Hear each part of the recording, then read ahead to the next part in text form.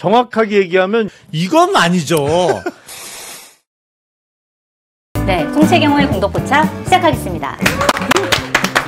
안녕하세요. 저는 한겨레 송채경호 기자고요. 오늘도 화요일 공덕포차를 책임지시고 계신 두 분, 얼천 김준일 시사평론가 나와주셨습니다. 네, 안녕하세요. 김준일입니다. 그리고 용방불패 김용남 전 의원님 나와 계십니다. 네, 안녕하세요.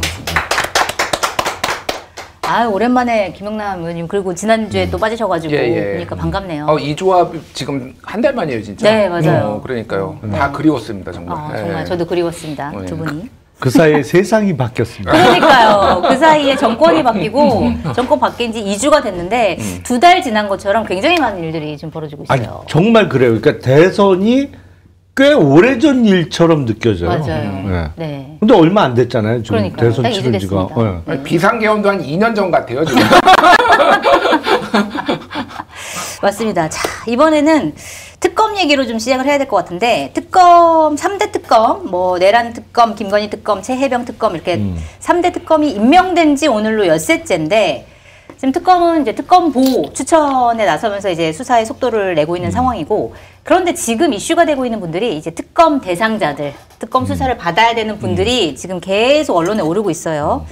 그 중에 첫 번째, 윤석열 전 대통령 관련해서 좀 첫 번째 질문을 드릴게요. 그러니까 재판 출석 때마다 기자들이 질문을 하면은 그동안 항상 묵묵부답으로 일관을 했는데, 어제 내란 혐의 재판이 끝난 뒤에 이제 법정을 나서는 윤석열 전 대통령한테 기자들이 막 질문을 또 했는데, 이렇게 얘기를 했습니다.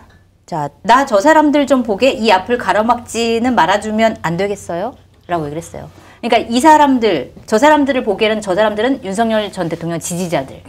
자, 그런데 기자들의 질문에 대답하지 않고 이런 얘기를 한 거, 이 발언, 이 윤석열 전 대통령의 심리 상태는 뭐라고 봐야 되는 거예요? 왜 이런 얘기를 했을까요? 제가 보기엔 카메라 없고 단둘이 있었으면 확 밀치거나 한 대 쳤을 것 같아요. 그러니까, 카메라가 있어서 최대한 예의 바르게 얘기한 거다. 아니, 그거예요. 그러니까 그 기분 나쁘다, 귀찮다, 이거를 그렇게 말로 표현한 거죠. 그러니까 꺼지라는 거잖아. 저 사람 아니, 근데 그 장면을 보면 알 수 있지만 그 여기자가 질문을 한 거잖아요. 근데 여기자가 그렇게 키가 큰 편이 아니에요. 그러니까 다 보여. 그 동영상 보면 확실히 그 머리 끝보다, 여기자의 머리 끝보다 시선이 높아요, 훨씬. 다 볼 수 있는데, 충분히. 다 볼 수 있어요. 그러니까 가려서 못 보는 게 아닌데 그런 식으로, 그러니까 꺼져라 이런 얘기를 한 거예요. 이런 의도다. 아니, 뭐 정확하신 게, 그래서 뭐 댓글에 야, 기자가 최홍만이냐? 뭐 이런 다 가려서 안 보이게? 다 보이는데 뭘.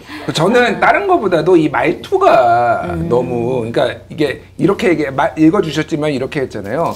이 앞을 가로막지는 말아주시면 안 되겠어요? 이거를 이제 영어로 하면 우주 마인드 이런 거거든요. 극존칭. 극존칭. 그러니까 최대한 격식을 차려가지고 우리 썩렬이 형이 원래 이런 분이 아니야. 썩렬이 형은 야, 나 치우고, 야, 이게 돼야 되는데, 썩렬이 형도 많이 이제 사회화가 됐고요.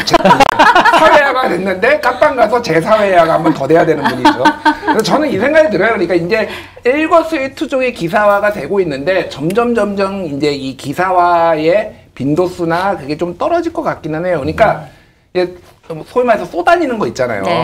그러니까 반바지 입고 막. 반바지 입고, 그런 게 있다. 처음에 반바지 입고 돌아다니다 그다음에 긴 바지 입고 한번 또 잡혔더라고요. 그러니까 사람들이 관심이 점점 떨어져요, 사실은. 그래서 저는 그 생각이 들어요. 그러니까 제 사회화 되기 전에 마음껏 즐기시라. 지지자들도 많이 보고.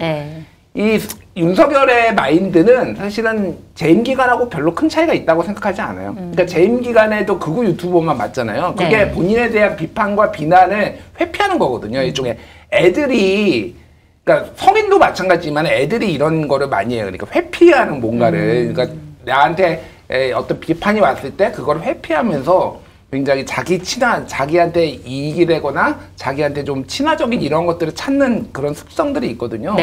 그래서 뭐 놀랍지 않다. 썩렬이 형 입장에서는 지금 한 명이라도 자기 지지자가 자기 합리화를 하기 위해서는 내가 틀린 거를 한 거라는 거를 스스로 자기 합리화를 하기 위해서는 저 지지자들이 필요한 거고 그렇게 한 것 같아요. 알겠습니다. 자, 그리고 김건희 씨 얘기도 해야 될 것 같은데 일단 김건희 씨는 특검 수사를 앞두고 아산병원에 입원을 했습니다. 그러니까 언론 보도를 보니까 우울증 때문이다. 그리고 이제 계속 치료를 받아왔는데 이제 입원을 하라는 권유를 받고 뭐 안 하다가 다시 뭐 어쩔 수 없어가지고 입원을 했다 이런 얘기가 나오는데 일단 특검팀의 수사를 받아야 될 텐데 이게 특검 수사에 좀 변수가 될까요? 입원을 하는 게 어떻게 보세요? 그러니까 해석은 여러 가지가 있는데 뭐 많은 이제 특히 이제 민주당 쪽의 분들은 특검 수사를 피하기 위해서 입원한 거 아니냐. 네. 뭐 저는 그렇게 볼 여지도 있고 뭐 그거가 틀렸다고 보지는 않는데. 진짜 심신이 안 좋을 것 같기는 해요.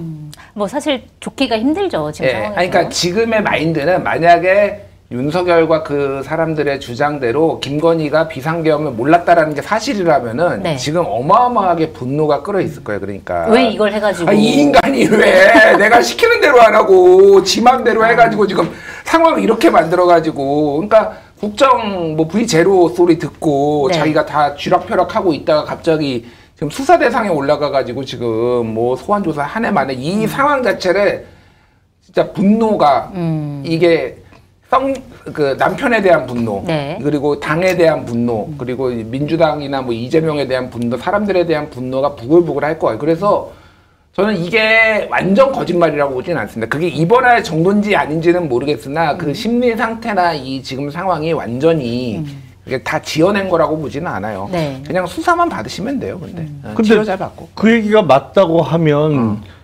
가장 첫 번째 분노의 대상은 남편이잖아요. 네. 엉뚱한 짓 해갖고 말이야. 내가 영부인하다가 지금 조사받게 생겼는데. 근데 그 밤에 병실을 지켰다며. 그 분리수용해야 되는 거 아니야? 아니 얼굴만 보고 화날 거 아니야. 그 우울증이 더 심해지지. 네. 그리고 그 극도의 우울증으로 입원했다고 주장을 하는데 그게 맞다면 저 빨리 1급 보안시설로 모셔야 됩니다. 1급 보안시설이라고 하면? 아니 서울구치소가 1급 보안시설이죠. 네. 왜냐하면 그 극도의 우울증이면 자칫 잘못하면 뭐 극단적 선택을 하거나 뭐 이럴 수 있잖아요. 우울증을 원인으로. 근데 병원도 안전지대가 아니에요. 제일 안전한 데는 구치소나 교도소예요. 거긴 심지어 그 바지도 고무줄 바지만 줘요. 뭔가 이제 선택을 할 수 있지만 이제 도구를 주지 않는. 그런 거를 아예 소지를 못하게 하거든. 어떤 그 극단적 선택의 도구 같은 건 아예 그 소지가 금지되어 있단 말이에요. 그러니까 어떤 면에서는 극도의 우울증의 경우에는 가장 안전한 곳이 병원이 아니고 사실은 1급 보안시설이에요. 네. 알겠습니다. 어쨌든 특검 수사는 받아야 된다. 뭐 이런 여론은 확실히 있는 것 같고요.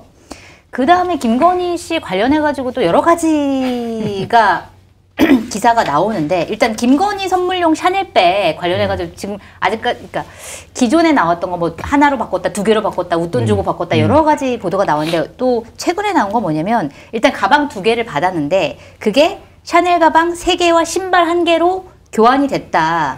그런데 그 신발이 어디 있는지는 찾을 수가 없지만 그 신발을 찾았을 때 만약에 그 사이즈가 김건희 여사의 발 사이즈와 맞다면 이거는 이제 김건희 여사가 바꿔오라고 한 거 아니겠느냐라고 하는 의혹이 지금 나오고 있는데 이 신발의 행방은 어디에 있는 것이며 이게 실제로 김건희 여사 걸까요? 뭐 어떻게 보세요? 글쎄요. 근데 그 신발을 못 찾는다고 하더라도 그러면 그게 입증이 안 되냐? 그건 아닌 것 같아요. 기본적으로 어떤 사이즈로 바꿔가는지가 기록이 돼 있으니까. 아니 그리고 그 정도면 뭐 샤넬이 됐던 그 좋아하는 디올이 됐던 거기서는 명칭을 뭐 어소라고 부르는 매장도 있고 그러니까 어소시에이트 라고 부르는 매장도 있고 뭐 퍼스널 쇼퍼라고 부르는 매장도 있던데 그 담당 직원이 분명히 있어요. 없을 리가 없어. 왜냐면 VVIP이기 때문에. 그럼 다 사이즈를 알고 있어요, 이미? 그럼요. 거기 하면, 그러니까 기록이 남아있을 가능성도 있습니다만, 전담 직원이 분명히 있습니다. 그 전담 직원이 다 기억하고 있을 텐데요, 뭐. 그 신발을 어디 가서 찾아요, 지금. 그거 뭐. 그러게요. 어디 양평 쪽에 뭐 한강에다 버렸는지, 어디다 버렸는지 어떻게 알아. 저는 그거 찾는 게 별로 의미가 없다고 생각해요. 그 구두를 어디 가서 찾을 것이며, 찾아본들 신겨봐. 그 맞아.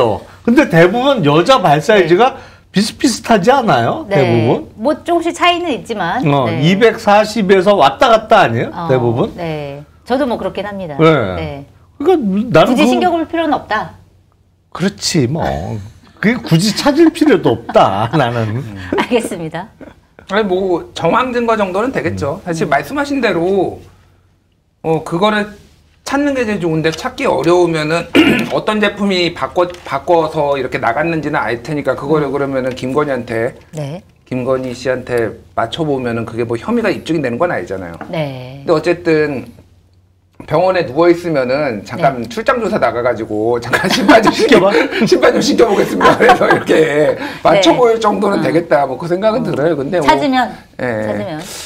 딱히 의미가 있지는 않을 것 같아요. 그러니까. 근데 이건 결국은 그러니까 이게 이제 가십성인 것 같아요. 사실은 이건 굉장히 가십성인데 이게 괴로운 게 뭐냐면은 그러니까 다른 수사보다도 내란 수사나 이런 거보다도 김건희 수사는 이런 류의 가십성이 기사화되기가 좋은 게 계속 쏟아질 거예요. 그런 뉴스들을 굉장히 이제 많이 보니까. 그것도 그러고 김건희가 이제 16개의 혐의를 지금 가지고 김건희 특검이 이루어졌잖아요. 16개의 저도 봤는데 다 까먹었어요. 어쨌든. 너무 많아가지고. 그러면 그 다양한 이거에 하나씩 희한한 것들이 나올 거란 말이에요. 그러니까 이게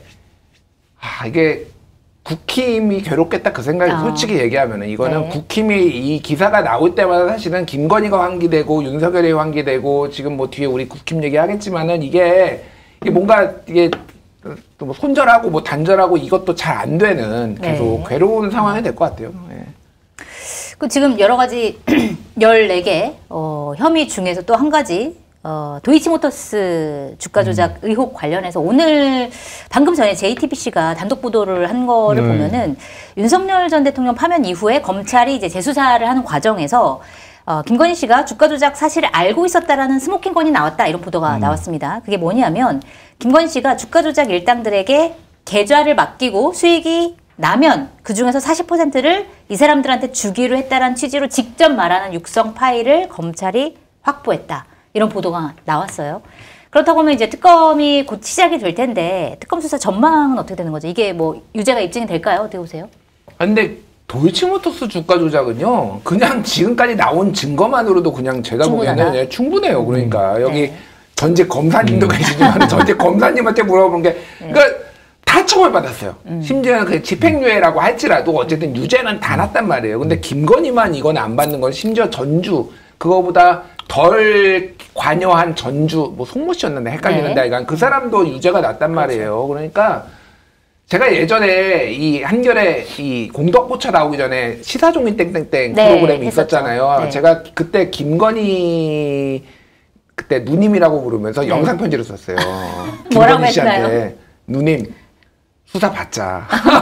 싸게 막아야 돼. 지금 받으면은 수사 지금 받으면은 그냥 집행유예로 털 수 있어. 누님 근데 이거 나중에 정권 끝나면은 누님 감옥 간다? 그 얘기를 제가 영상 편지를 했던 게 기억이 나는데 그게 정확히 좀 들어맞고 있는 정확히 그렇게 되고 있어요. 사실은 이거는 모르겠어요. 그러니까 이거 하나로 지금 특검이 이렇게 되면은 이 도이치모터스 주가 조작으로만 이제 나는 건 아니잖아요. 기소가. 그러면 제가 보기엔 형량 세게 나올 것 같은데 김건희는. 그래요? 그렇죠. 제가 윤석열 정부 시절에 그 방송에서 비슷한 취지로 얘기한 적이 있어요. 가장 약하게 얻어맞는 건 남편이 그래도 대통령 할 때 검찰에서 수사받고 기소돼서 빨리 재판받는 거다. 그래서 확정되면 법률적으로는 일사부재리의 원칙에 의해서 다시 어떻게 처벌할 수 없어요. 기소를 똑같은 제목으로 할 수 없으니까. 할 수 없죠. 그러면 정말 집행유예로 끝났을 거예요, 이미. 근데 서울 고검에서 지금 재수사를 하고 있는 거잖아요. 그 육성 파일이 스모킹 건이 아니고 스모킹 건은 이제 연기가 나오는 총이잖아요. 그거 아니더라도 뭐 그 증거 빼더라도 이 기소 안 하기가 어려운 사건이었죠. 근데 그걸 무리하게 기소를 안 했던 거죠. 불기소를 한 건데 뭐 육성 파일까지 나오고 범죄 수익의 분배까지 이제 이야기하는 게 나왔으면 이제 그냥 게임 끝난 거고. 게임 끝났다. 게임이 끝난 거고. 그렇잖아요. 그러니까 그때도 제가 얘기했어요. 저거 정권 바뀌고 나서 특검 수사 받으면 제일 세게 얻어맞는다. 근데 그 상황이 딱 된 거지. 네. 그 상황이 딱 만들어지니까 이제 입원한 건데 나는 근데 그게 다른 병도 아니고 뭐 어디 째고 수술하는 건 몰라도 우울증으로 뭐 입원해 있는 거는 크게 고려할 수가 없어요, 기본적으로. 아, 그래요. 네. 그래서 우울증도 뭐 실제로 앓고 있는 분들한테는 굉장히 심각한 병이긴 한데. 병원보다 안전하다니까. 주소가. 네, 김건희 여사가 어느 정도인지는 저희가 알 수 없으니까. 아무튼 알겠습니다. 자, 그리고 다른 특검 대상자 중에 한 명 김용현 전 국방부 장관이죠. 이건 최근에 법원이 조건부 보석 결정을 내렸습니다. 조건을 여러 가지를 달았어요. 그런데 김용현 전 장관 측에서 이 조건을 따라서 나는 보석으로 나갈 수 없다. 그러면서 이제 집행정지를 신청을 했는데, 그러니까 사실은 이 석방되는 기간이 얼마 안 남았어요. 오늘 26일에 자동으로 이제 석방이 되게 되는데, 만약에 이 보석이 받아들여지지 않으면 이걸 강제할 수 있는 방법은 없고, 본인이 이제 석방 딱 그 기간에 나간다고 하면 나갈 수 있는데, 나가고 난 다음에 다시 이제 재구속을 할 수 있느냐라는 여부에 대해서 검찰이 딱히 이제 구속 연장 방안을 지금 찾지 못하고 있다. 이런 우려가 나오고 있거든요. 이 상황은 좀 어떻게 보고 계세요? 아니, 여태까지 계속 재구속 해놓고 다른 사건에서는 왜 이 사건은 안 돼요? 아니, 그러니까 많아요. 할 수 있는 거는 지금 내란으로 구속된 건데 직권남용이나 뭐 다른 직권남용의 피해자가 한두 사람만 있을 게 아니잖아요. 그러니까 하기 싫은 일을 억지로 시켰단 말이야, 국방부 장관이.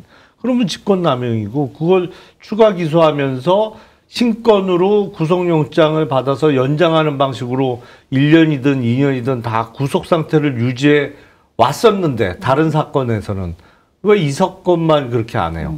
이 사건만 6개월 만에 왜 석방을 해줄 수밖에 없느냐? 첫 번째는 이걸 마치 천천히 진행해도 되는 사건인 것처럼 그냥 처음부터 6개월 내에 끝낼 생각이 없었던 재판부가 제일 이상한 사람들이고 두 번째는 검찰이 이상해요. 미리 준비를 착착 했어야 되는데. 그럼요. 당연히 해갖고 기계적으로 하는 거지 이런 거는. 만기가 얼마 안 남았다 그러면 기소해갖고 그거로 법원에서 다시 계속 2개월 단위로 연장을 해 나가는 거죠.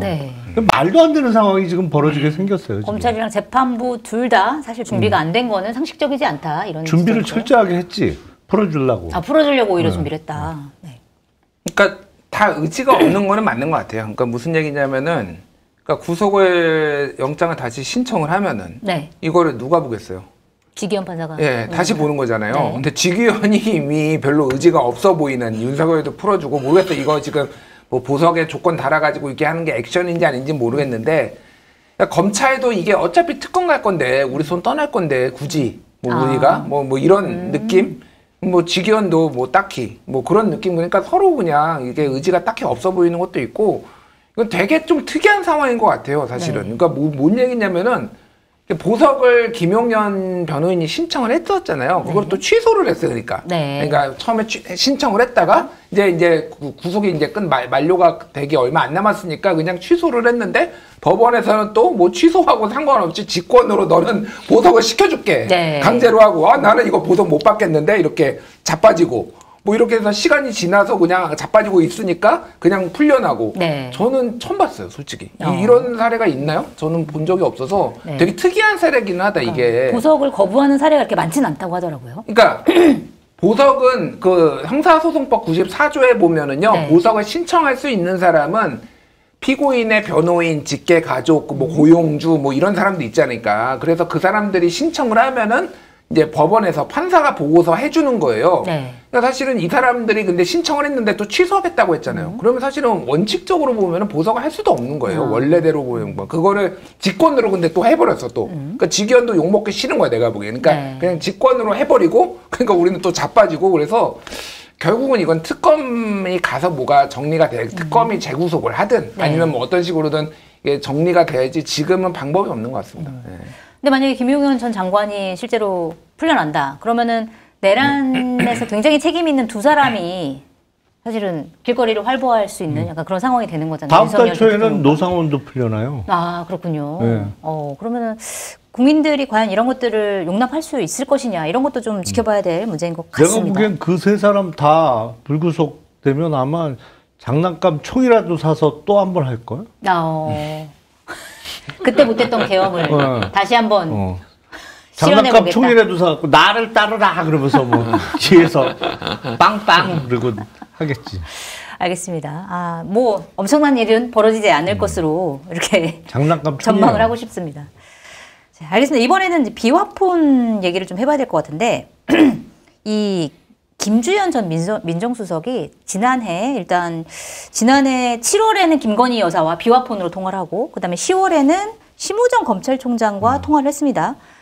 먼저 심우정 검찰총장과 통화한 내용에 대해서 좀 얘기를 해보자면 지난해 10월에 심우정 검찰총장과 김주현 전 민정수석이 서로 경호처 비화폰으로 이틀 동안에 2차례 한 번에 10분 넘게 통화를 했습니다. 그리고 6일 뒤에 김건희 씨가 주가 조작 의혹에 대해서 무혐의 처분을 받았어요. 그런데 이게 상식적이지 않다는 얘기가 많이 나오는 게 사실 검찰총장이 비화폰을 갖고 있다는 게 그동안에는 없었던 일인데 윤석열 정부 들어서 이원석 전 검찰총장이 갖고 있었다라고 하고 그다음에 그거를 이제 물려받아가지고 심우정 검찰총장이 갖고 있었다라는 건데 이게 비화폰으로 그 시기에 통화를 한다는 것 자체가 좀 상식적이진 않잖아요. 어떻게 보세요? 그렇죠. 그러니까 지금 우리나라 법률상은 어떻게 돼 있냐면 법무부 장관이 법무부의 외청인 검찰청 소속의 검사들에 대해서 행정사무와 관련해서는 지시감독을 할 수 있어요. 네. 하지만 수사와 관련해서는 장관이 검사에게 직접 지시를 못합니다. 네. 오로지 검찰총장을 통해서만 할 수 있고 그것도 서면으로 하도록 되어 있어요. 그렇군요. 왜냐하면 증거를 다 남겨야 되니까. 사건 수사와 관련한 법무부 장관의 수사 지휘는 서면으로만 하도록 되어 있어요. 네. 그런데 이건 법무부 장관도 그렇게만 할 수 있도록 해놨는데 법무부 장관도 아니고 대통령실의 민정수석이 검찰총장하고 다이렉트로 바로 비화폰으로 연락을 주고받으면 이 제도가 무력화되는 거잖아요. 장관도 건너뛰고 그냥 대통령실하고 총장하고 바로 연락을 주고받아. 그것도 비화폰으로. 네. 그러면 이거는 완전히 법을 완전히 깡그리 무시하고 망가뜨리는 처사죠. 네. 일단 비화폰으로 통화한 것 자체가 잘못된 거예요. 근데 심우정 검찰총장 같은 경우에는 무슨 얘기했냐고 했더니 검찰 정책과 행정에 관한 통화를 했다. 이게 맞다고 보세요? 그걸 왜 비화폰으로 해요? 그러면 그리고 네. 검찰 행정과 관련한 것도 민정수석하고 총장하고 바로 통하면 안 되는 거지. 그거는 네. 장관하고 총장은 그런 얘기를 할 수 있어요. 네. 하지만 민정수석하고 총장하고 다이렉트로 연락해갖고 무슨 검찰 행정과 관련해서 뭔 얘기를 해. 네. 그것도 말이 안 되는 거예요. 사실. 이거는 김건희 씨의 수사와 관련된 얘기일 가능성이 크다 이렇게 보시는 거군요. 그러니까 하도 할 말이 없으니까 이제 검찰 행정 무슨 얘기 핑계를 대는 것 같은데 말도 안 되는 소리고 기본적으로. 네. 그러니까 다 수사 받아야 돼요. 아니 뭐 정확하게 말씀하셨고 뭐 교도행정, 네. 출입국관리소와 관련된 뭐 행정, 뭐 법무행정 이거는 다 법무부가 하는 거잖아요. 네. 검찰의 의견을 물어볼 수는 있죠. 근데 그거는 법무부 장관이 검찰총장한테 물어보는 거죠, 사실. 그러니까 이거는 그리고 뭐 민정수석이 저는 물어는 볼 수도 있다라고 봅니다. 그러니까 뭘요? 그러니까 이게 사실이라면은 네. 검찰 행정에 대해서 이 의견이 어떠냐 우리가 법무부랑 이게 일이란 게 그렇게 될 수도 있잖아요. 근데 그거를 말씀하신 대로 비화폰으로 할 이유는 없는 거죠. 그렇죠. 예, 그거는 말이 안 되고 저는 다른 거보다도 이제 두 가지가 좀 이거를 보면서 생각이 났는데 첫 번째 비화폰에 대한 가이드라인은 없는 건가? 그러니까 그러게요. 이게 경호처 거를 썼다라고 하는 건데 이게 이 정권 들어서 처음이잖아요. 그러니까 네. 우리가 다 너무 이례적인 일들이 많아가지고 그렇기는 한데 그럼 지금 앞으로 어떤 정부도 비화폰 그럼 다 나눠줘서 쓸 수가 있는 건가? 김건희도 비화폰 쓰고, 그러게요. 김주현 민정수석도 비화폰 쓰고, 뭐 죄송합니다. 개나 소나 다 전 정권에서 다 비화폰을 쓴 거예요. 이게 말이 돼 이게? 이게 상식적이지가 않다. 일단은 그래서 저는 이 비화폰을 어떻게 어디까지 쓸 수 있는 것인가에 대해서 네. 이재명 정부에서 조금 뭐 가이드라인이라든지 뭐라도 제도화를 좀 했으면 좋겠다. 제도화를 했으면 좋겠다. 이거는 말이 안 돼요. 그러니까 경호처거하고 검찰총장은 뭔 상관이에요. 그러니까 네. 나는 여사가 그러니까 대통령 배우자가 비아폰을 썼다는 것도 처음 들어봤어요. 그러니까 네, 이게 다 그렇죠. 비상식적인 이런 일들이 있는 거 하나. 또 하나는 이제 민정수석에 대한 고민인 거죠.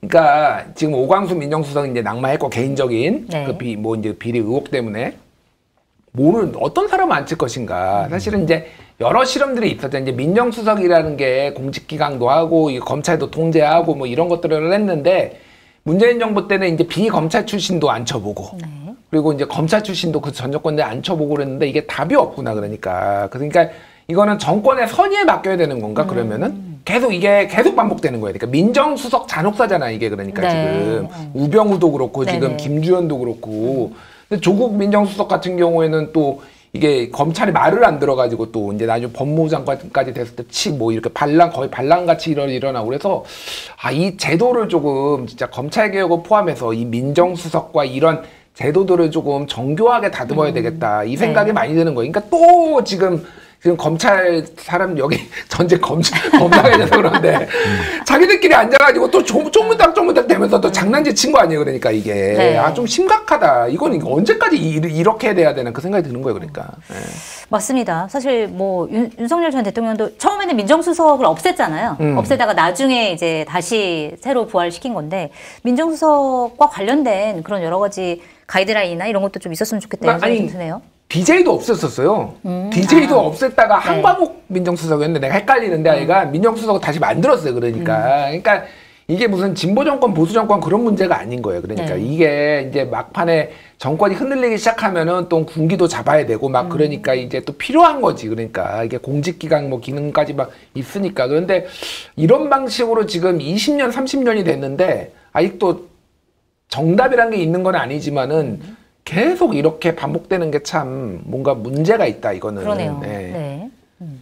알겠습니다. 그리고 김주현 전 민정수석이 심우정 검찰총장하고만 통화한 게 아니라 김건희 씨랑도 통화를 했습니다. 김건희 씨랑은 지난해 7월 3일에 각각 2차례씩 통화를 했는데 이게 보니까 날짜를 따져보니까 7월 3일 오전에 윤석열 전 대통령이 비화폰으로 김주현 민정수석이랑 통화를 2번 하고 그 다음에 오후에 김건희 씨랑 2번 통화를 하고 다음 날 또 윤석열 전 대통령이랑 또 통화를 하고 이렇게 순서가 되더라고요. 근데 이 통화를 하고 난 뒤에 열흘 뒤에 김건희 씨가 황제 조사라고 비판을 받았던 그 방문 조사를 받게 되는 거예요. 그랬으면 이 조사에 대한 논의를 했을 가능성 이런 것들이 좀 있을까요? 어떻게 보세요? 기본적으로 대통령의 영부인하고 민정수석하고 바로 통화할 일이 없어요. 네. 기본적으로. 네.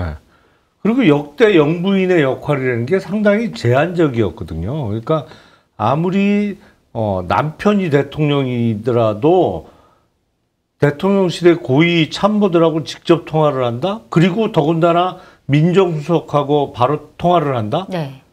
이게 있을 수 없는 일이에요. 왜냐하면 민정수석실은 대통령의 친인척 관리도 하기 때문에 대통령의 부인도 경우에 따라서는 민정수석실에서 워닝을 할 수 있는 대상이에요. 네. 이렇게 하면 안 된다. 이거 조심하셔야 된다라고 워닝을 실제로 하는 경우가 있습니다. 네. 특히 다른 조금 촌수가 조금 더 먼 친인척들은 말할 것도 없고 가서 진짜 주의를 주죠. 네. 아니 근데 이거는 바로 다이렉트로 통화를 해. 그럼 뭐였겠어요? 그 민정수석이 다루는 업무와 관련해서 그러면 김건희라는 사람이 무슨 의논을 하거나 상의를 할 정도의 무슨 법률적인 지식이 있거나 그런 사람이냐? 그건 아니지. 형사소송법을 몸으로 살짝 익힌 적은 있지만. 네. 검찰 정책을 논의했을 리는 그렇죠. 없고. 네. 자기 사건 빼고는 통화할 일이 뭐가 있어요. 그러네요. 네. 그런 얘기를 했을 것이다 분명히. 그러나 굉장히 부적절하다.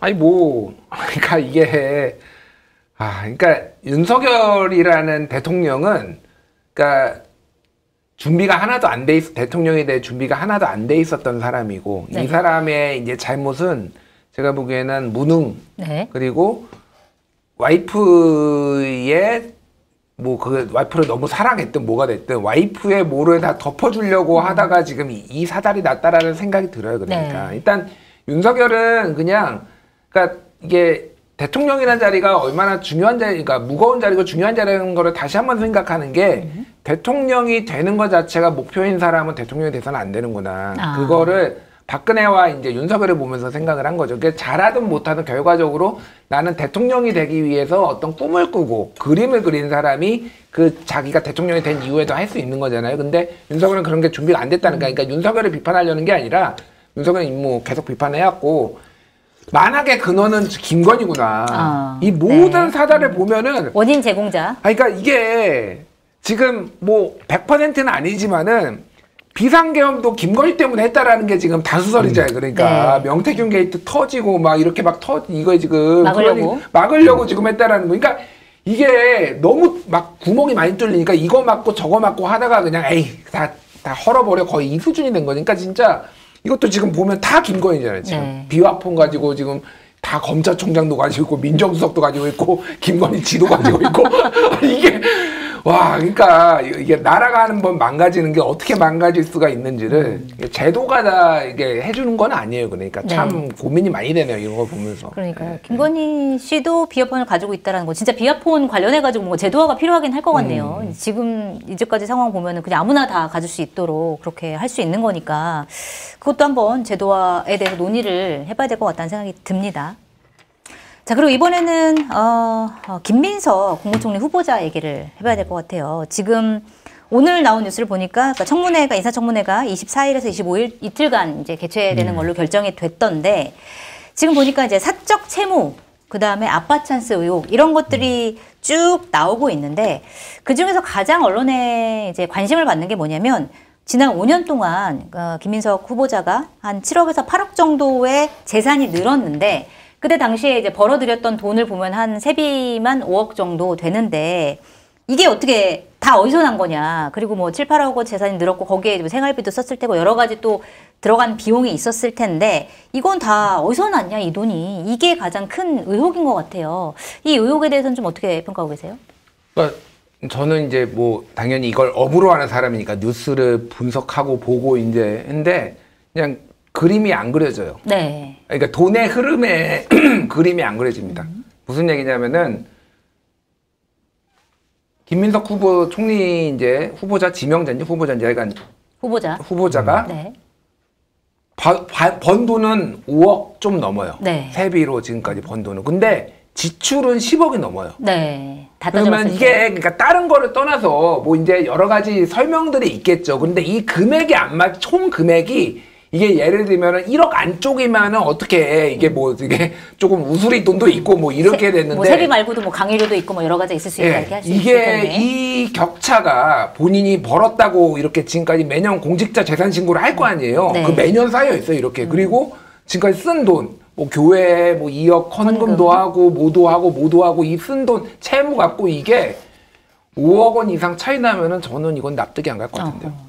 그냥 상식적 이건 뭐 정권 그런 거 떠나서 그러니까 이거 지금 그 국민의힘에서 계속 자료 제출 요구하고 있는데 지금 후보자가 김민석 의원이 지금 거의 안 하고 2건만 했다 뭐 언론 보도에 이렇게 나왔더라고요. 결국은 이거는 청문회 때 지금 승부를 보겠다 이런 것 같아요. 그러니까 청문회를 보지 않으면은 지금 판단하기가 어려운데 제 현재 기준으로는 이거는 좀 납득이 안 됩니다 일단. 그러니까 이 해명이 계속 그 설득력 강한 해명이 나오지 않으면. 뭐 사퇴까지도 해야 된다 이렇게 보세요. 이 의혹은? 그러니까 뭐 이제 정치권에서 이제 이거는 뭐 사퇴를 해야 된다 말아야 된다라는 거고 저는 제가 뭐 사퇴를 해야 된다라는 거 말하는 거 떠나서 그냥 제가 항상 보는 기준은 그래요. 그러니까 이런 사례가 어느 정권에 넣어서도 다 납득이 되면 납득이 되는 거고 어느 정권에 넣어도 납득이 안 되면 안 되는 거다. 뭐 그 생각을 합니다. 그래서 결국은 이거는 여론과 국민 민심이 판단하지 않을까 그 생각이 들어요. 근데 어쨌든 지금 현재까지 나온 정보로는 저는 잘 이해는 안 됩니다. 납득은 안 된다. 예. 근데 국회의원은 재산 공개를 하잖아요. 매년 이제 그 수정 신고를 하는데 만약에 정말 부정한 어떤 금품 수수가 있었다고 하면 그거를 공개 항목으로 넣을 리가 없잖아요. 네. 그러니까 뭔가 착오가 있었거나 뭐 아니면 글쎄 저는 김민석 후보자의 배우자가 어떤 일을 하는지 소득이 있는지 잘 모르겠습니다만 뭐 그런 사유가 있지 않으면 그거를 예를 들어서 정말 받아서는 안 되는 돈을 받았는데 그걸 신고에 포함시켜서 한다고요? 그거는 상상하기가 어렵죠. 그러니까 그러면 어떻게 되는 거예요? 만약에 그걸 신고 안 하면 그것도 문제가 아닌가요? 아니 그러니까 그거는 뭐가 착오가 있었거나 아니면 다른 소득이 배우자의 소득이 있었거나 뭐 다른 사유가 있지 않았을까 싶은데요. 다른 사유가, 그러니까 해명할 수 있을 만한 사유가 있을 수 있다 이렇게 보시는 거예요? 그러니까 뭐 청문회 때 하겠다고 하니까 얘기를 들어봐야겠죠. 알겠습니다. 그리고 이재명 대통령이 이런 의혹과 관련해서 이 G7 정상회의 참석하려고 이제 지금 가 있잖아요. 전용기 안에서 이제 기자간담회를 했는데 여기에 대해서 이제 김민석 후보자에 대한 의혹에 대해서 이제 기자들이 물어보니까 이렇게 얘기를 했습니다. 김 후보자의 문제는 제가 본인에게도 어떻게 된 건지 물어봤는데 본인으로서는 충분히 다 설명할 수 있는 그냥 의혹에 불과하다라고 얘기하고 있어서 청문회에서 충분히 설명할 수 있으리라고 생각한다라고 얘기를 했어요. 근데 그러면 사실 대통령도 이 해명에 대해서 아직까지 모르고 있다라고 봐야 되나? 이것도 어떻게 봐야 돼요, 이 발언을? 그러니까 지금 글쎄 근데 저는 언론 기사에서 이렇게 이거는 큰일인데? 라는 내용을 아직은 못 본 것 같거든요. 그러니까 구체적인 어떤 의혹 제기가 안 되고 그냥 전체적으로 뭐 돈을 빌렸는데 뭐 빌린 게 맞냐 뭐 이 정도 수준인 것 같아요. 그러니까 강모 씨로부터 뭐 빌렸다는 거. 빌려서 갚았다 그러면 법률적으로 문제가 될 수가 없는 거고. 그리고 지금 김민석 후보자가 사실은 전설적인 인물인데 정치권에서는. 왜냐하면 2002년에 이른바 배지가 떨어졌어요. 그리고 2020년에 다시 국회에 돌아오거든. 공백이 18년이에요. 가장 길어요. 어떤 정치인보다. 근데 그 중간에 아예 피선거권이 제한됐던 적도 있고. 그러니까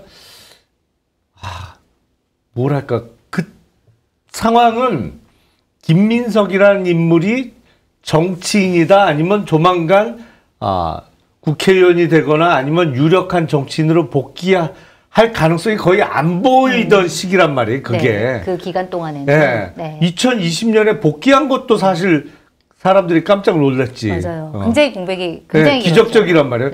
가장 공백이 길었어요.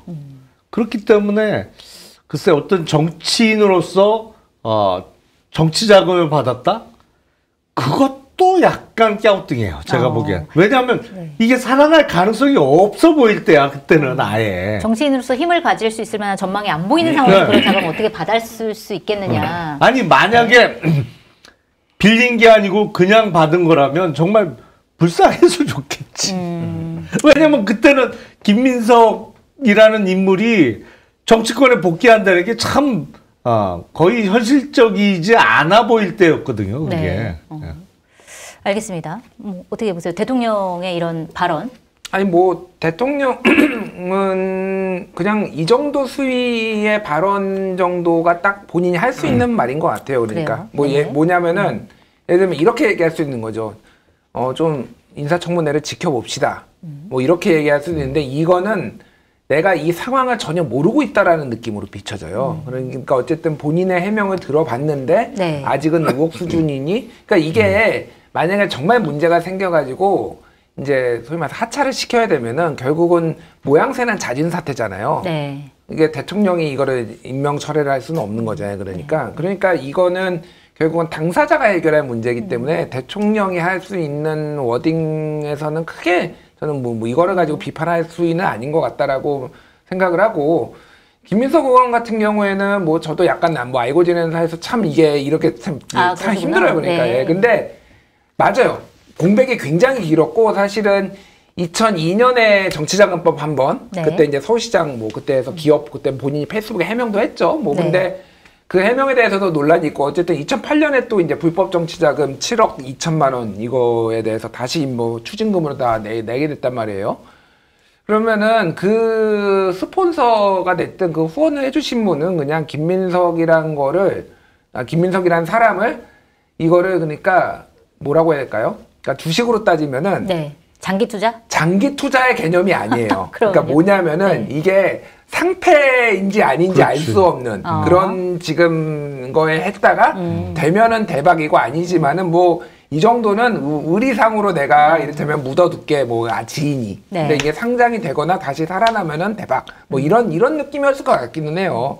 근데 그런 거를 그렇다고 우리가 사정을 다 봐줘야 되나. 그러니까 그거는 그거고 어쨌든 자기 관리와 뭐 이런 차원에서 그런 거를 하나씩 무너지게 되면은 모든 정치인이 그럼 다 이게 사실이라고 하면은 만약에 의혹대 사실이면 모든 정치인은 다 후원 스폰서 받을 수 있는 거예요. 그러면은 그러니까 저는 기준이 무너질 수 있다. 다른 거를 떠나가지고 어쨌든 의원 그 돈이 안 맞는 거는 저는 아직은 이거를 좀 납득하기가 어렵다. 예, 그런 생각은 들어요. 그러니까 매년 재산 신고를 국회의원이 하는데 그거가 얼마가 늘었고 얼마가 줄었는지를 사실은 그 정도까지 이 정도 공직자 후보자가 되지 않는 이상 이렇게 따져보지 않거든요. 근데 이거를 종합적으로 따져보게 될 계기가 있으니까 지금 이렇게 된 거잖아요. 그렇기 때문에 매년 했기 때문에 별 문제가 없을 것이다라고 가정하는 것도 저는 이거는 위험하다? 합리적인 건 아니다. 그러니까 이거는 결국은 모든 거는 인사청문회 6월 24일부터 24, 25 24, 25 이틀이잖아요. 그때 청문회 보고 하는 발언 이렇게 해명하는 거 보고 여론 보고 결국은 이렇게 가지 않을까 그 생각이 들어요. 알겠습니다. 다음 주 화요일이 24일이기 때문에 청문회 어느 정도 진행되는 상황을 보고 그렇네요. 다시 한번 얘기를 나눠야 될 것 같습니다. 자, 이번에는 국민의힘 얘기를 좀 해보도록 할게요. 이게 국민의힘 원내대표 선거에서 송원석 의원이 60표를 얻어가지고 원내대표로 당선이 됐습니다. 친한계로 불렸던 김성원 의원은 30표 얻었고, 이제 송원석 의원은 물론 두 분 다 개파랑 관계없다고 얘기를 했지만, 송원석 의원은 친윤계로 이제 분류가 되는데, 자, 이 송원석 의원이 선출이 된 다음에 국민의힘 뭐 안팎에서 이게 과연 도로 친윤당으로 돌아가는 거냐, 쇄신을 할 수 있는 거 맞냐, 이런 여러 가지 비판이 나와요. 왜 국민의힘 의원들은 이런 선택을 했을까요? 계속 그렇게 해왔으니까요. 네. 이 전에 권성동 원내대표가 70표 얻었거든요. 106명 중에서 70표. 근데 지금 60표잖아요. 거기에 이제 이현승 의원의 표까지 하면은 대충 70몇 표예요. 그 전에 있었던 게 추경호인데 추경호가 72표 얻었어요. 거의 비슷하네요. 그냥 계속 비슷해요. 그러니까 그냥 계속 70표 언저리. 그러니까 2파전일 경우에는 비주류가 한 35표, 무효 언저리 여기가 뭐 70표 언저리 이렇게 얻는 게 지금 한 5번 연속 그랬어요. 근데 계엄 이후에도 그렇다는 게 대선 패배 이후에도 그랬다는 게 사람은 안 변합니다. 아니 사람은 그대로잖아요. 계엄 전이나 후나 지금은 이제 107명 똑같은데 뭐 한 명 줄었을 뿐이죠. 그러네요. 진짜 그냥 국회의원들의 선택이 계엄이든 아니면은 뭐 대선 패배든 간에 그 선택은 그냥 변하지 않았다. 이렇게 보시는 거군요. 그리고 국민의힘이 지금 이제 그 민주당 문재인 정부 때 그때 이제 김성태 원내대표 했잖아요. 그 다음에 이제 나경원 원내대표 했고 그때 이제 뭐 김성태 원내대표 때는 뭐 드루킹 특검하고 뭐 그리고 그 다음에 이제 패스트트랙 뭐 나경원 원내대표 때 하고 그 다음부터요 지금 다 TK 아니면은 이제 강원도 권성동 5번 연속 그래요. 5번. 그러니까 이게 그 전에는 국민의힘 이 보수 정당이란 정당이 이게 수도권도 하고 이렇게 하고 약간의 이래 밸런스도 맞고 서로 견제도 하고 그랬는데 이게 정말로 이제 영남당이 됐구나라는 거를 이 원내대표가 되는 걸 보면 알겠습니다. 이 원내대표는 순수하게 의원들이 투표하는 거니까 의원의 분포에 의해서 딱 되는 거잖아요. 그러니까 수도권에서 그게 딱 기점이 그건 거잖아요, 지금. 자유한국당 다음에 이제 미래통합당으로 넘어오면서 황교안 대표 오고 그러면서 의석수에서 폭망했잖아요. 그때 103석, 미래통합당 103석, 그리고 이번에 이제 108석 됐잖아요. 수도권이 회복이 안 되니까 그냥 영남에서 주구장창 그러니까 원내대표를 하는 거예요. 그러니까 이게 사람들이 안 바뀌고 또 그대로 투표하고 그러니까 관성대로 또 가는 겁니다. 그래서 뭐 그러니까 본인들이 송원석이 그렇다고 엄청나게 친윤이라고 볼 수도 없어요. 그러니까 근데 어차피 거기에서 또래들끼리 있으면서 이 비슷한 영향을 받을 거 아니에요. 그리고 다 얼굴 아는 사이인데 누구는 쳐내고 누구는 안 쳐내고 어떻게 되겠습니까? 그러니까 이게 개혁이란 게 그렇게 어렵다. 그래서 트럼프 같은 또라이가 와야 돼요. 그러니까. 또라이가 오면 좀 바뀌는 건가요? 그러니까 이랬더니 짜르 같은 사람이 와서 옛날에 예를 들면 그러니까 김종인 같은 사람이 와서 그래서 외부에서 수혈해야 된다라는 얘기가 국힘에서 나오는 이유가 그런 거잖아요. 그러니까 내부에서는 죽어도 안 된다라는 거예요. 죽어도. 영남이라는 그 기반을 갖고 있는 한 변화가 될 수가 없다. 네. 그렇죠. 아니 왜냐하면 문제가 국민의힘은 제가 보기엔 총선을 거듭 치르면서 인적 자원이 악화됐어요. 네. 수준도 옛날보다 더 떨어지고 지역적으로는 뭐 이제는 수도권은 거의 포기한 상황이 되고 그러니까 문제가 뭐냐면 송원석 의원이 기재부 2차관 출신이에요. 네. 그리고 예산실장도 했어요. 제가 의원할 때 제 지역구에 경찰서 신설하는 것 때문에 당시 예산실장을 하던 송원석 실장 막 잡으러 다니고 그랬어요. 예산 네. 받으러 다니려고. 그러니까 물론 개인적으로는 똑똑한 사람인 건 맞아요. 근데 문제가 뭐냐면 지역구가 TK잖아요. 네. 희한하게 딱 보는 시야 아니면 생각하는 게 딱 자기 지역구에 이렇게 한정돼. 지역구의 문제.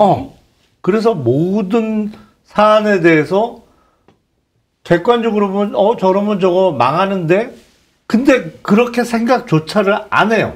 왜냐면 자기 지역구 내려가면 다 잘한다고 그래 사람들이.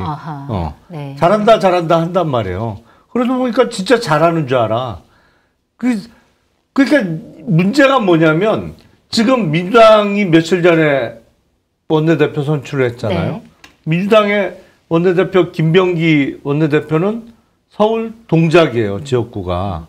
근데 여기는 TK야. 네. 김천인가 그렇죠? 송원석 의원은. 이게 수도권 의원하고 지방 의원하고는 생각하는 게 완전히 틀려요. 네. 그리고 또 자기 이익을 위해서도 아니 우리 동네에서 이렇게 하면 돼. 먹혀 이게. 그리고 다음에 그냥 또 배지 달면 되니까. 뭐 이렇게 아니 그리고 수도권 민심에 따라서 뭐 얘기를 하거나 뭐 그쪽으로 끌고 가면 지역에서는 욕 먹어요. 네. 안 한다고 그렇게. 점점 악화되고 있는 상황이에요 지금. 어쨌든 TK 영남당으로 전락하고 있는 상황과 지금 원내대표의 선거가 연관이 좀 있어 보이네요. 근데 국민의힘은 진짜 위기이긴 위기인 것 같아요. 지금 한국갤럽이 조사한 내용을 보면은 지난 10일에서 12일까지 1000명을 대상으로 조사를 했더니 당 지지율이 민주당이 46%가 나왔는데 국민의힘이 21%가 나왔습니다. 이거는 계엄 직후보다 더 안 나왔다 뭐 이런 평가를 받았는데 지금 민주당과 국민의힘의 지지율 격차가 5년 내 최대치로 벌어진 상황이라고 합니다. 자세한 내용은 중앙선거 여론조사심의위원회 홈페이지 참조하시면 되는데 국민의힘의 지지율이 이렇게까지 떨어진 이유 뭐라고 보세요? 그건 일단 대선 패배 이후에 국민의힘 지지층이 여론조사에 적극적으로 응답하지 않는 것도 큰 원인 중에 하나예요. 네. 근데 국민의힘 의원들은 그 여론조사는 중요하게 생각 안 해요. 근데 대선 때 41%를 넘게 득표를 했어. 네. 근데 전국 득표가 중요한 게 아니에요. 내 지역구에서 김문수 후보가 몇 프로 얻었고 이재명 후보보다 많이 얻었냐 적게 얻었냐가 제일 중요하거든. 네. 근데 대부분 영남권 의원들이잖아요.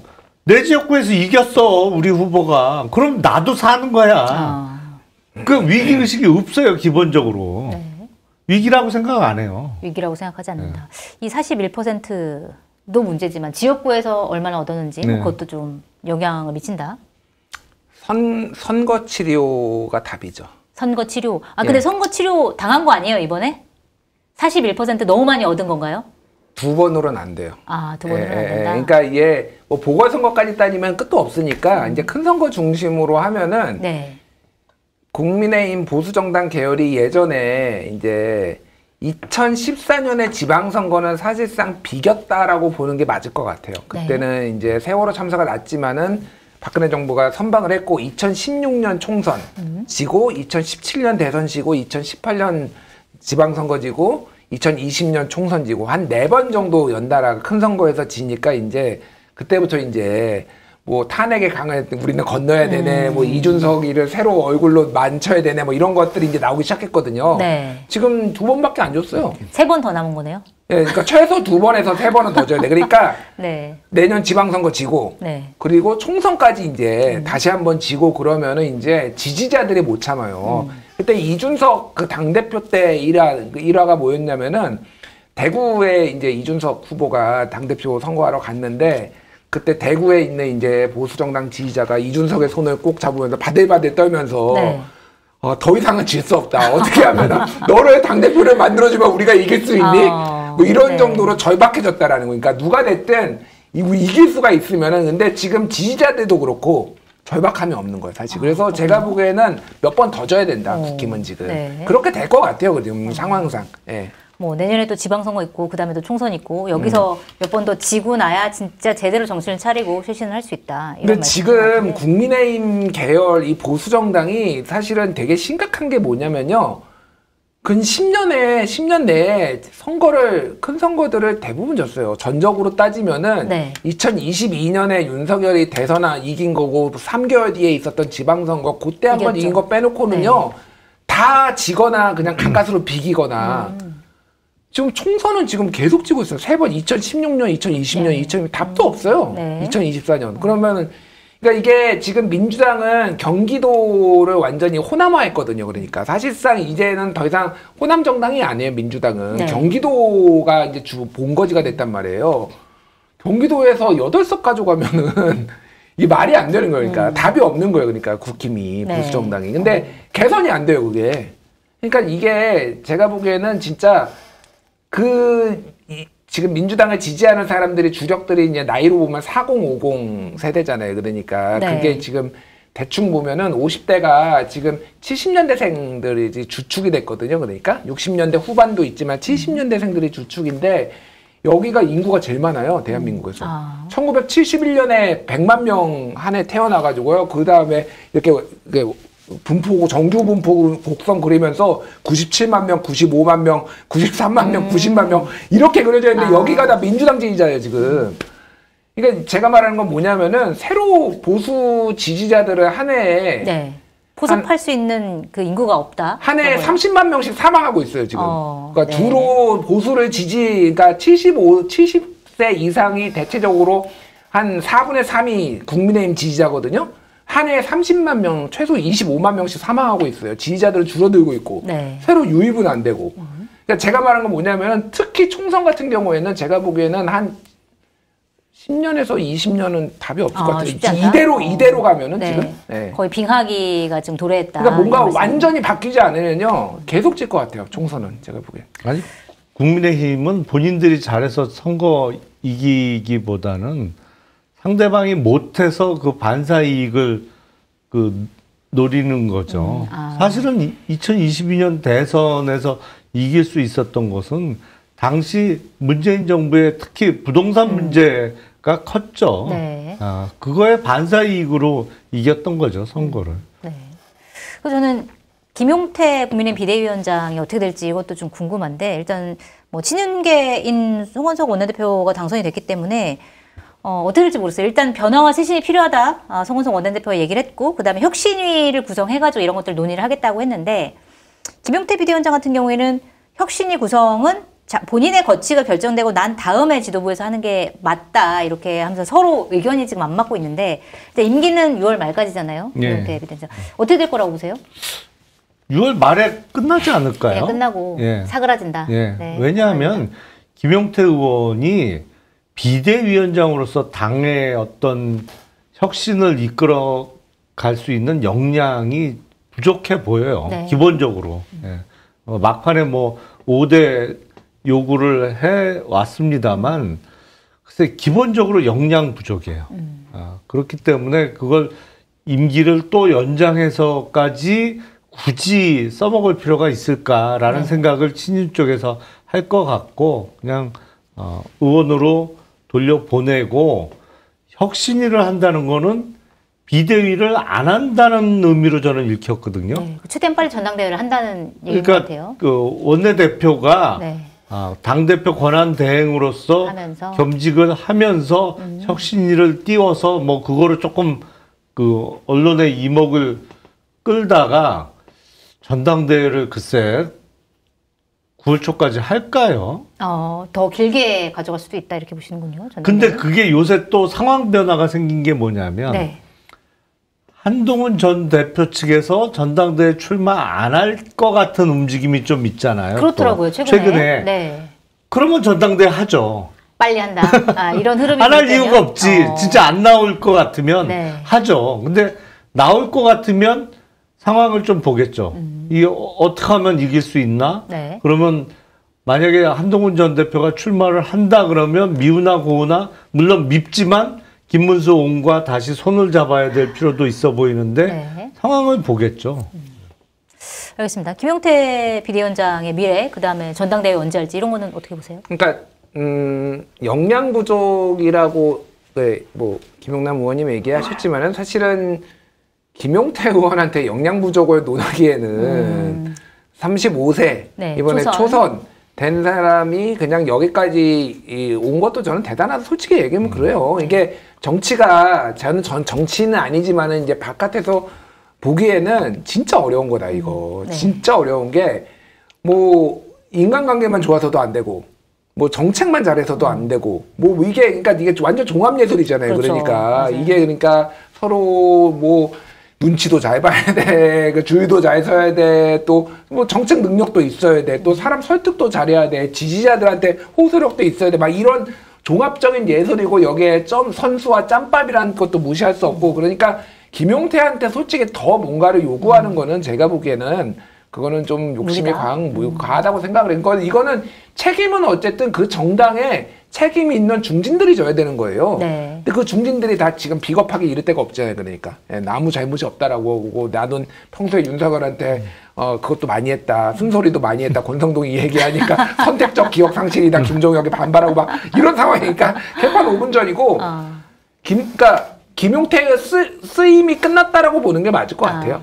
더 이상 이제 처음에 김용태 위원장이 얘기한 것처럼 얼굴 마담일 뿐이었다. 애초부터. 얼굴 마담으로 사람들의 생각을 했고 본인은 얼굴 마담이 아니기 위해 노력은 했으나 그 한계를 벗어날 수는 없고 5대 혁신안에 송원석이 받아준다라는 거는 결국은 김용태의 개혁이 되는 거지 내 개혁이 되는 게 아니잖아요. 그러니까 나는 내가 따로 개혁위원회 만들게 혁신위원회 만들게 이렇게 나와버렸어. 거기에 김용태 것도 좀 담아줄게라고 하면은 이거는 송원석의 혁신이 되는 거니까 김용태가 스스로 뭔가를 할 수 있는 상황은 아니고 이미 6월 말에 이제 임기 끝나고 아마 송원석 원내대표가 당대표 권한대행까지 하겠죠. 그래서 전당대회를 안 열지는 않을 테고 말씀하셨다시피 지금 안 나온다는 거잖아요. 지금. 네, 한동훈 전 대표가. 한동훈은 안 나오는 건데 그게 안 나오는 게 복합적인 것 같아요.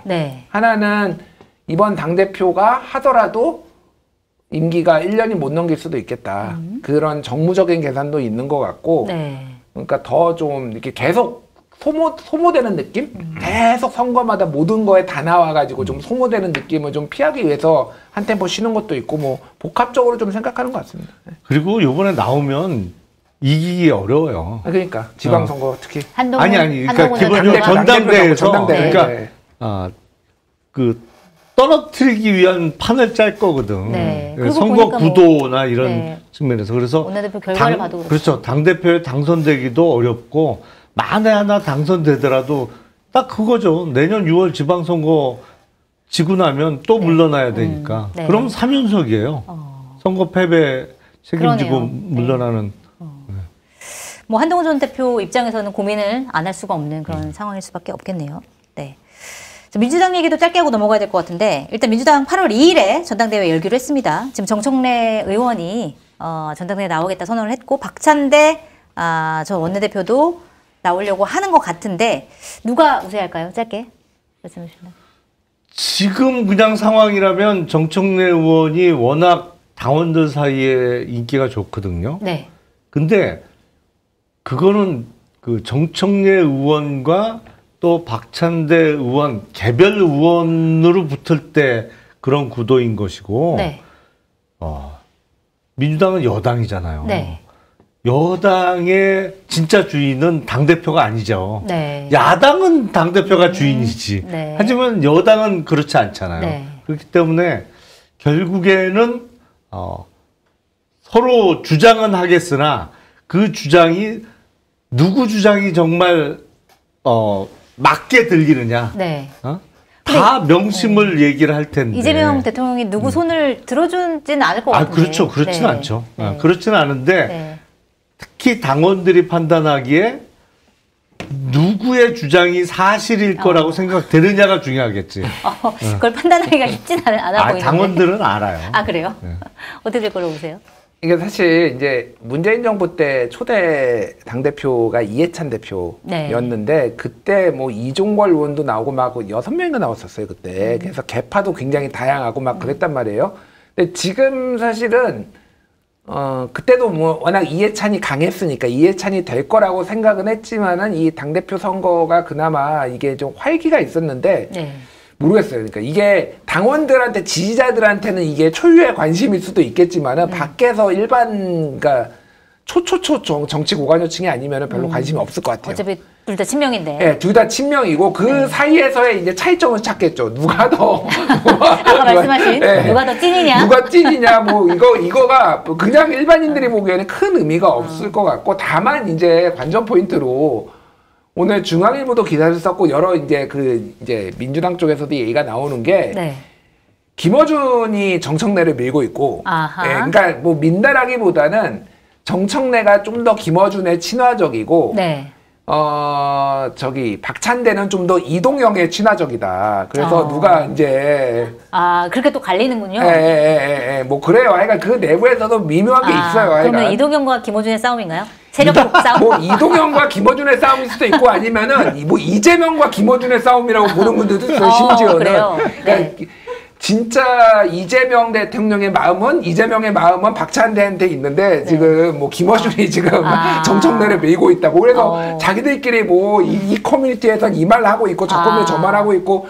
뭐 정청래 의원은 그 딴지일보 게시판에다가 글도 썼어요. 그래서 나를 음해하는 그 기사도 났어요. 그래서 음해하는 사람들이 많은데 다 괜찮을 거다. 그래서 어쨌든 막 이런 상황이에요. 그러니까.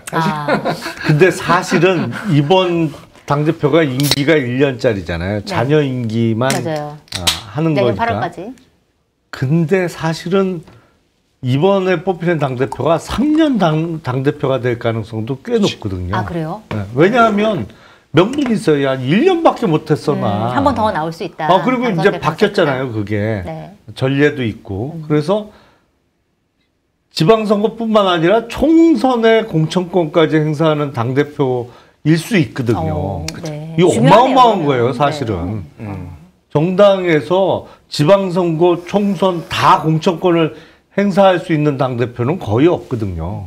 근데 그 가능성이 있어요, 이번에. 그러니까 이게 좀 주요하게 지켜봐야 되겠네요. 말씀하신 대로 이게 민주당의 전통은 원래 보궐로 됐든 뭐가 됐든 당대표는 한 번 하는 게 그동안의 관례였고 다른 사람들이 더 이상 이제 못하게 견제도 개파가 많을 때는. 근데 이재명 대표가 그거를 사실상 이 룰을 이제 깼고 어쨌든 그게 이제 사문화된 거나 마찬가지거든요. 이재명 대표도 보궐선거로 당대표가 돼가지고 이제 연임을 한 거잖아요. 그래서 대선 후보도 되고 당을 완전히 장악했죠. 그러니까 지금 말한 대로 이게 플랜이 어떻게 되냐면은 지방선거 공천하지, 총선 공천하지. 그러면은 다 자기 사람을 다 심고 그 다음에 이재명 정부 끝났다 그러면 대선 후보 나가는 거예요. 그러니까 이게 민주당 내부에서 보기에는 어마어마하게 큰 건데 사실은 이재명 대통령 이재명 대통령 지지자들은 큰 관심은 없고 뭐 약간 이런 상황 같아요. 그러니까 이게 그냥 단순히 1년짜리 당대표만은 아니다. 두 분 다. 아니 그렇게 안 될 가능성이 꽤 있는 거죠. 원래는 1년짜리여야 되는데 이게 3년짜리일 가능성도 있는 거예요. 꽤. 알겠습니다. 자, 슈퍼챗 소개하고 마지막 이슈 넘어가도록 하겠습니다. 묵향훈이님 2번째 슈퍼챗 감사합니다. 즐겁고 재미난 평론을 들었습니다. 세 분과 제작진님들 오늘은 좋아요가 많았기를 바라봅니다. 좋아요, 구독, 알림 설정 많이 눌러주세요. 저 대신에 말씀해주셔서 감사합니다. 여러분 좋아요, 구독 많이 눌러주시기 바랍니다. 육포 가디언님 용남형 파이팅 금감원장 가자. 금감원장 추천이 나왔습니다. 금감원이 없어지고 금융위원회랑 합친다는 얘기도 있던데 그러면 더 위상이 높아지죠. 그러네요. 네, 조직 개편. 금융감독위원회가 될 가능성이 있는 거죠. 금융감독위원회. HXRX27님. 지금 정치가 너무 반사이익 정치인 것 같아요. 정책 대결이 아니라. 이런 의견 남겨주셨습니다.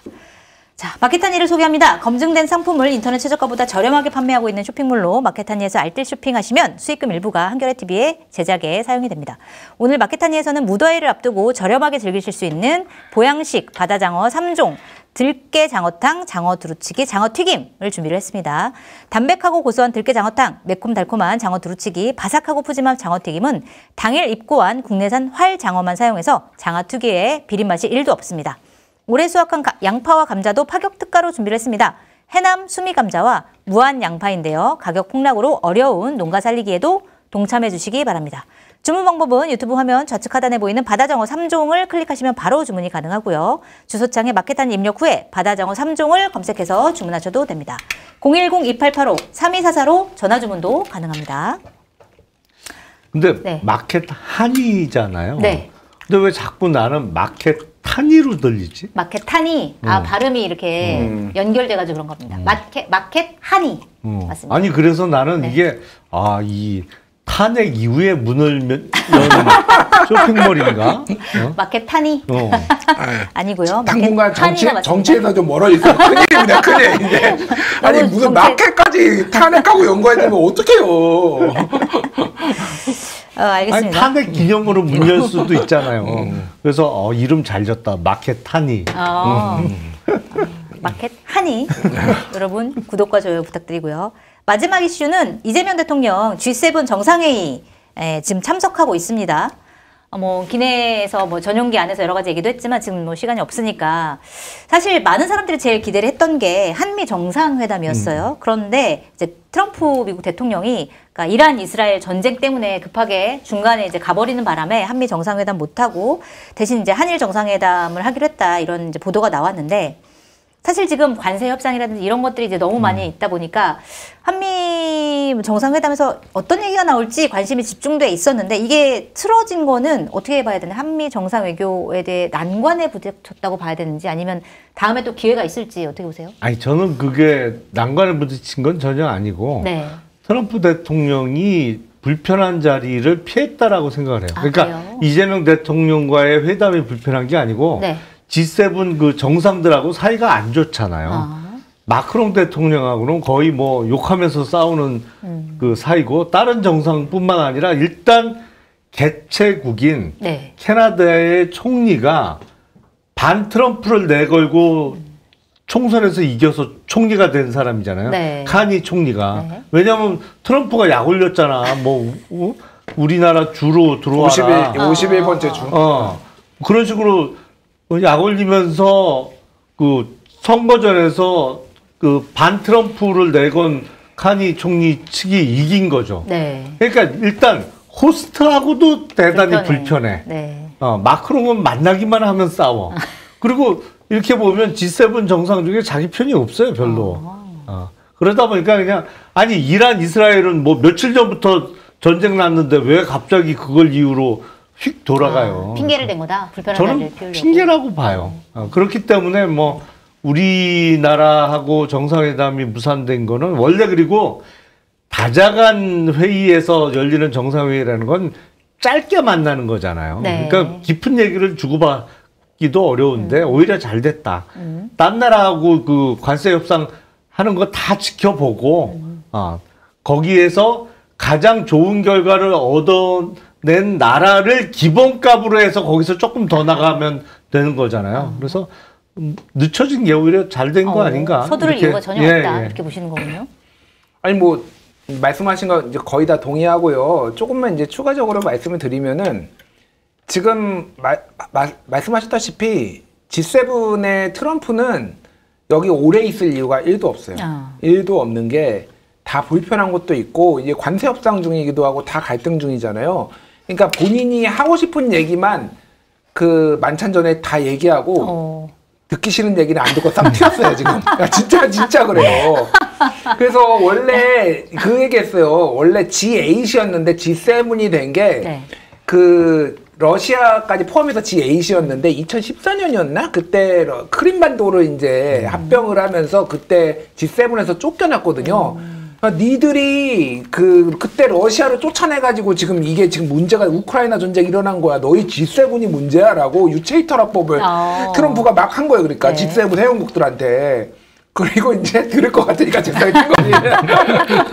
자기 하고 싶은 얘기는 다 하고. 네. 얻을 거 다 얻고 그냥 갔다. 네, 그냥 원래 그런 사람이니까. 그래서 이거를, 그러니까 뭐, 이게 새 정부, 우리나라 새 정부 탓을 하는 거는 말도 안 되는 거고, 외교를 1도 모르는 거고, 그러니까 만약에 무례를 했다라고 하면은 그거는 트럼프가 무례한 거예요. 그러니까 예전에 예를 들면은 문재인 대통령이 중국에 가서 혼밥 논란이 있었잖아요. 네.